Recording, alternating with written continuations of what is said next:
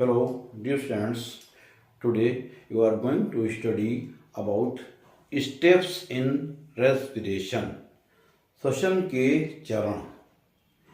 प्यारे बच्चों, श्वसन एक जटिल प्रक्रिया है। इसके मुख्य रूप से 3 चरण होते हैं। पहला चरण श्वासोच्छ्वास, सांस लेना। दूसरा चरण होता है गैसियस ट्रांसपोर्ट, गैसों का आदान प्रदान ब्लड के द्वारा। और तीसरा है oxidation of food inside cell, cell के अंदर जो है ऑक्सीकरण होता है फूड का।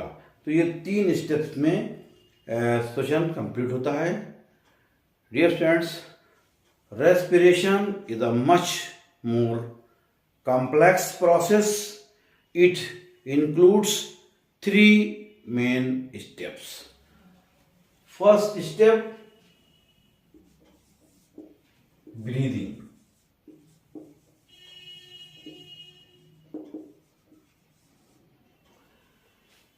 Breathing or gaseous exchange.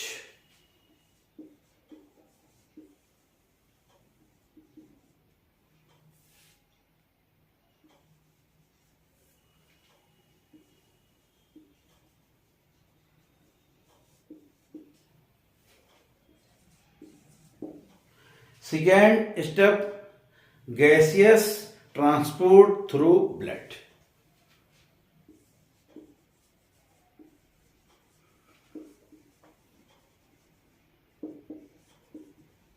Gaseous transport through blood. And third point, oxidation of food inside the cell.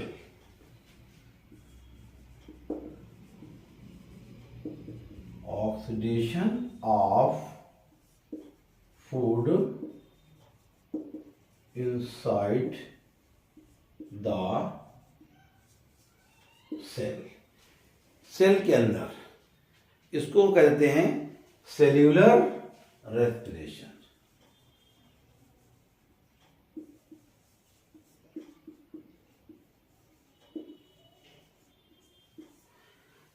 Cellular respiration इसको बोलते हैं। First 2 steps are together known as external respiration. ये फर्स्ट 2 स्टेप्स जो हैं वो ये कहलाते हैं एक्सटर्नल रेस्पिरेशन। एक्सटर्नल रेस्पिरेशन ये कहलाता है फर्स्ट 2 स्टेप्स।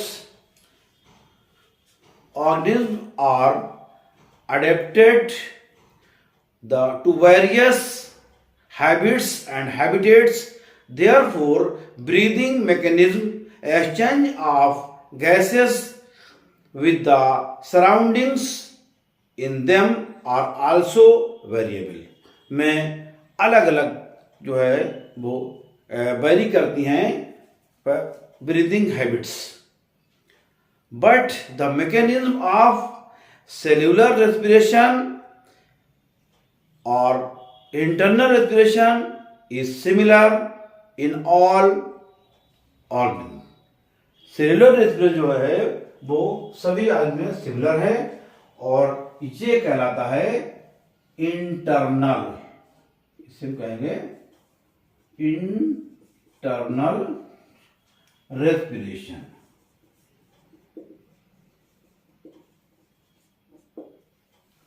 तो ये हो गया 2 स्टेप इसके जो हैं वो एक्सटर्नल रेस्पिरेशन और थर्ड स्टेप जो है वो इंटरनल रेस्पिरेशन।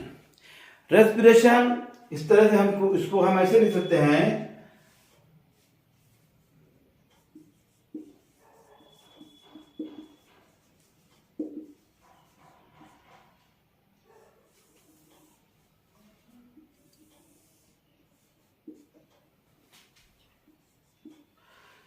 इस तरह से फर्स्ट 2 स्टेप्स जो हैं वो एक्सटर्नल, तो हम इसको एक्सटर्नल और इंटरनल में डिवाइड कर सकते हैं। Respiration external respiration,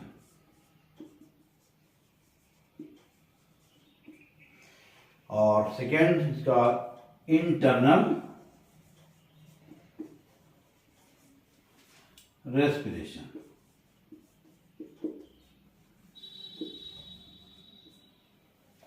two steps में इसको हम बांट सकते हैं रेस्पिरेशन को, एक्सटर्नल और इंटरनल। एक्सटर्नल को इसमें आते हैं ब्रीदिंग एंड गैसियस ट्रांसपोर्ट। तो इसको हम ब्रीदिंग,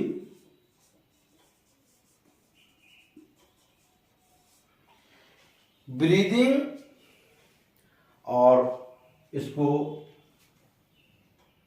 दो पार्ट में इस तरह से, एक पार्ट इसका ब्रीदिंग है और दूसरा गैसियस एक्सचेंज।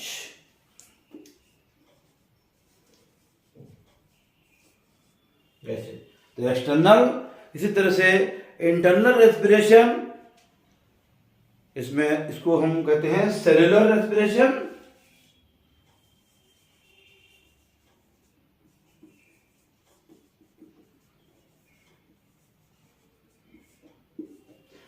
सेल्यूलर रेस्पिरेशन, और इसको फर्दर डिवाइड किया गया है इंटरनल में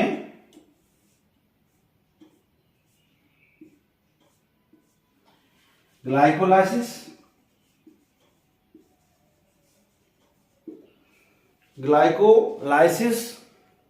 क्रेब्स साइकिल,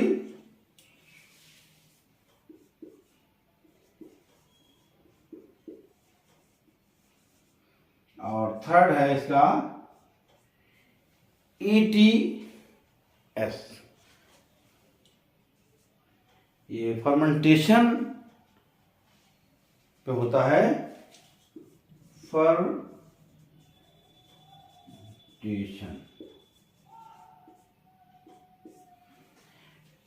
ETS। तो ये इंटरनल रेस्पिरेशन थर्ड पार्ट को में कंप्लीट होता है, और इंटरनल जो एक्सटर्नल है वो ब्रीदिंग और गैसियस एक्सचेंज में, और जो इंटरनल है वो glycolysis, Krebs cycle and ETS, electron transport system.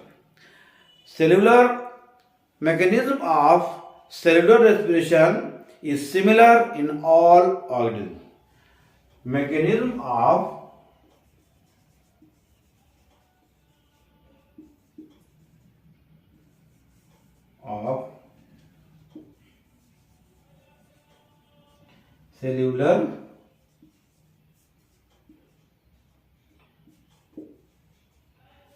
cellular respiration is similar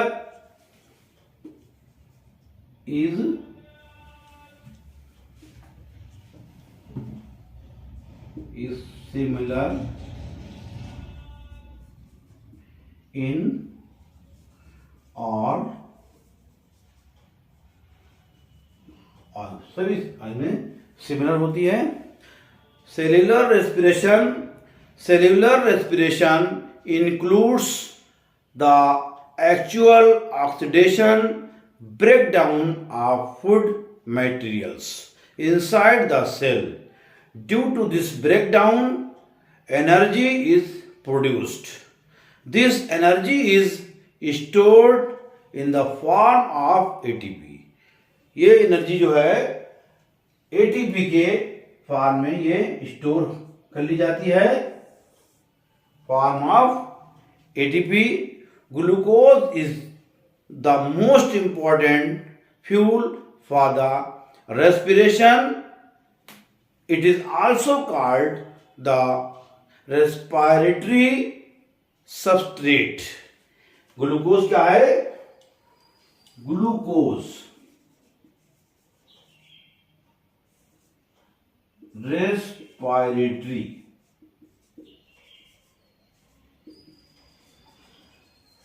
substrate कहलाता है glucose respiratory substrate. The mechanism of cellular respiration usually occurs in the presence of oxygen. जो mechanism है cellular respiration की mechanism complete कब होती है?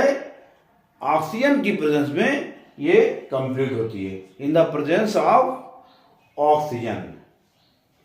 The mechanism of cellular respiration usually occurs in the presence of oxygen.